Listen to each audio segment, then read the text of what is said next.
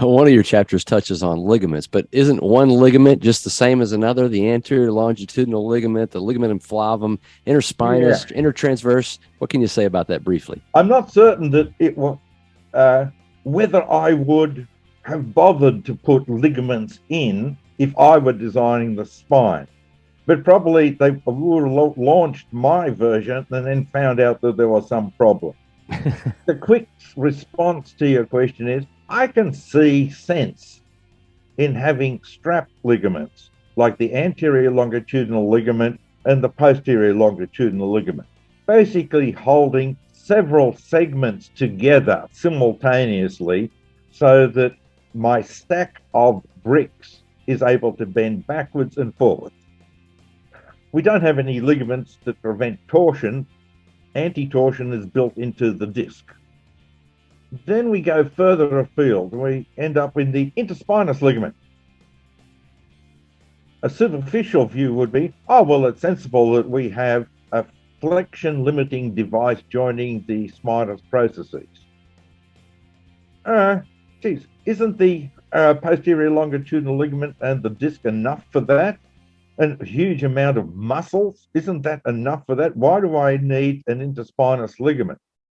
I would never have put one in there. And when I've looked carefully, when others have looked carefully, there isn't one in there. This is a peculiar structure that's largely made up of tendons of the back muscles that are spanning the space. And a collagen in a tendon looks very much like a collagen in a ligament. So I don't see the interspinous ligaments as being particularly primary, and their identity is in a grey zone. Is it ligament or is it an aponeurosis? When we go sideways into the intertransverse ligaments, all questions disappear if we change the name. The intertransverse membrane, that's what they are doing. They're not there to prevent lateral flexion. They're very membranous, and they separate compartments in the body. And they're left over from embryonic days. And it's neat. It's got the stuff in the back and the stuff in the front. The wonderful ligament, whose properties I've never seen described elsewhere in other and classical textbooks of anatomy, is the ligamentum flavum. Why is it the only elastic ligament in the spine, or indeed in the body? The only other one, without thinking deeply, is that quadrupedal herbivores like cows have a massive ligamentum nuchae that's elastic. But the ligamentum flavum, why was it designed that way? And I approached the answer by coming in reverse. Imagine if you put, let's transfer the anterior longitudinal ligament and transplant it into the interlaminar space. Now see what would happen when you fully flex. Okay, the ligament limits that. It's stretched.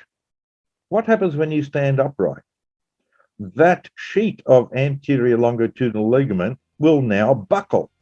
It can't buckle backwards because the back muscles are there taking up the space, but it can buckle forwards into the vertebral canal, where it will act as a foreign body compressing the cauda equina. We can't have a collagen ligament in that location, because what do you do when you shorten it from its maximum length that occurs at flexion? It will buckle. But if you make it out of elastic fibers, it shortens without buckle.